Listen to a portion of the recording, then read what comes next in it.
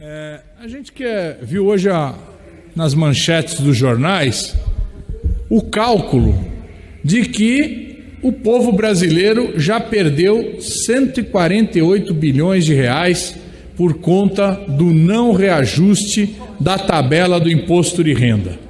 Isso é um verdadeiro absurdo. Nós nessa casa aqui, depois de muitos anos, a última vez que se reajustou a tabela foi em 2015, governo da presidenta Dilma Rousseff. Foi feito o último reajuste. De lá para cá, mais nenhum reajuste.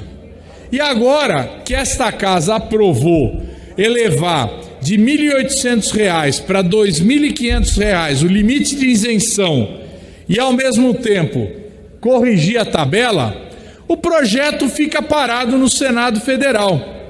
Fica parado por dois motivos. Em primeiro lugar, a resistência das grandes empresas em pagar imposto sobre distribuição de lucros resultados, sobre dividendos. Uma coisa que é cobrada em todos os países do mundo. Só no Brasil, só o Brasil é jabuticaba. E ao mesmo tempo, essa decisão justa é referendada pelo governo, que não se esforça para aprovar um projeto que ele mesmo enviou a essa casa. Portanto, nós queremos dizer aqui claramente, nós temos que defender e reduzir o imposto que o povo brasileiro paga. E temos que aumentar a cobrança de imposto sobre as grandes empresas. Esse projeto foi costurado, discutido, debatido amplamente nessa casa. E ainda que uns não gostem, outros acham que tem um problema aqui, outro ali, outro acha que avançou pouco, o fato é que ele, no seu conjunto, melhora o sistema tributário nacional.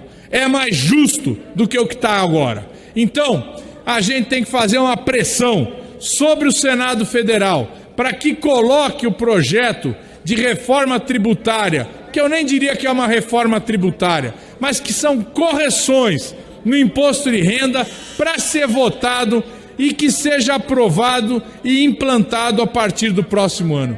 Isso é muito necessário. O povo brasileiro está cansado de pagar imposto enquanto olha os bilionários se esquivando, colocando seu dinheiro no paraíso fiscal. A exemplo de quem? Do próprio ministro Paulo Guedes, que não gosta de pagar imposto para o governo brasileiro. Muito obrigado.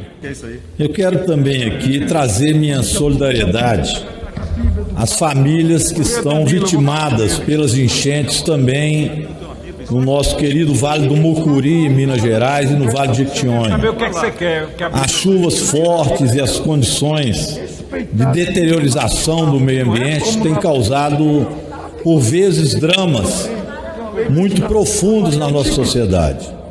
E agora, no Vale do Mucuri de Jequitinhonha, o povo mineiro está sentindo isso.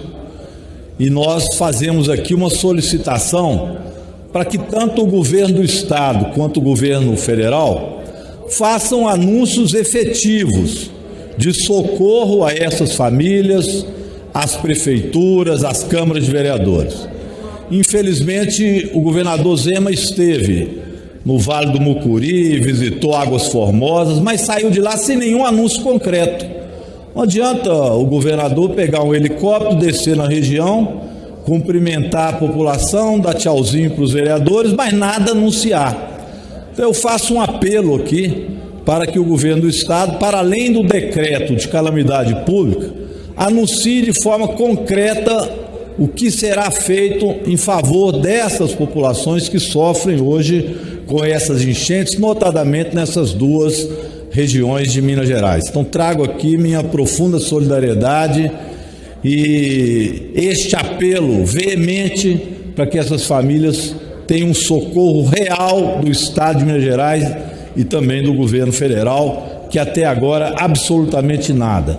Aliás, anunciou para a Bahia, para o sul da Bahia, uma verdadeira miséria, que não se compara nem ao que ele gasta nos cartões corporativos e nem com leite moça, a compras que faz neste cartão e para as Forças Armadas brasileiras. Então, realmente, fica muito aquém daquilo que se necessita a população num momento como esse. Fica aqui o nosso apelo. Senhor presidente, mas eu quero também anunciar aqui uma segunda questão importante, que é a vitória dos servidores públicos neste momento e nesta semana aqui em Brasília, onde eles vão comemorar que o governo não conseguiu nos impor a PEC 32 da deforma administrativa. Lembrem-se que Paulo Guedes veio aqui com aquela sua empáfia, o presidente enviou para cá uma emenda constitucional e disse que faria a reforma administrativa e que iria desmontar o Estado brasileiro e, a partir daí, a educação e a saúde iriam para a mão de iniciativa privada e a prestação de serviço não seria mais pública. Anunciaram, festejaram, disseram que fariam, disse que tinha granada para botar no bolso do servidor público, mas felizmente os servidores reagiram. E na quarta-feira nós faremos um grande ato comemorando que a PEC 32 não foi aprovada. Muito obrigado. Senhor presidente, caros colegas parlamentares, povo brasileiro que nos acompanha pela TV Câmara. Hoje no Brasil, o mau exemplo vem de cima. Hoje no Brasil, aquele que deveria dar exemplo é exatamente aquele que incentiva o ódio, a intolerância, o preconceito, o autoritarismo e a mentira.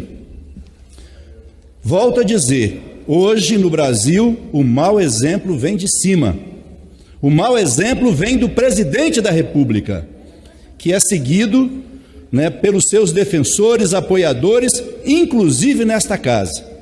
Por isso fica difícil esperar que os seguidores do presidente tenham um comportamento diferente do comportamento dele.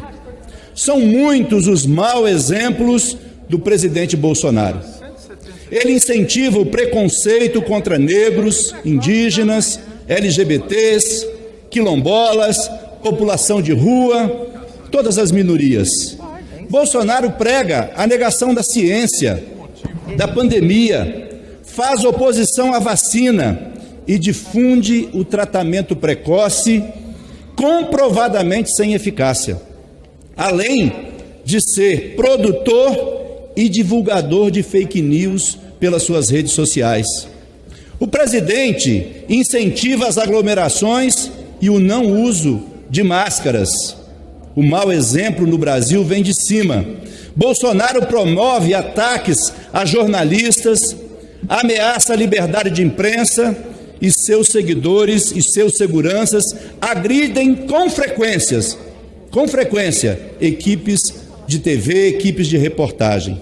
O presidente despreza a vida e as famílias que sofrem com a perda de seus entes queridos durante a pandemia.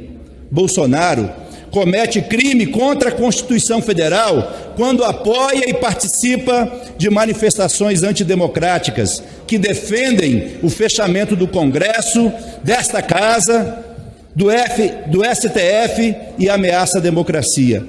O presidente foi denunciado na CPI da Covid por envolvimento em práticas de corrupção, na compra superfaturada de vacinas, na propina na compra de vacinas e também denunciado e já há investigação sobre rachadinha com verba parlamentar. Estes, na verdade, são apenas alguns casos. Há uma lista enorme de maus exemplos praticados pelo presidente. Como eu falei no início, senhor presidente, peço mais 30 segundos para concluir.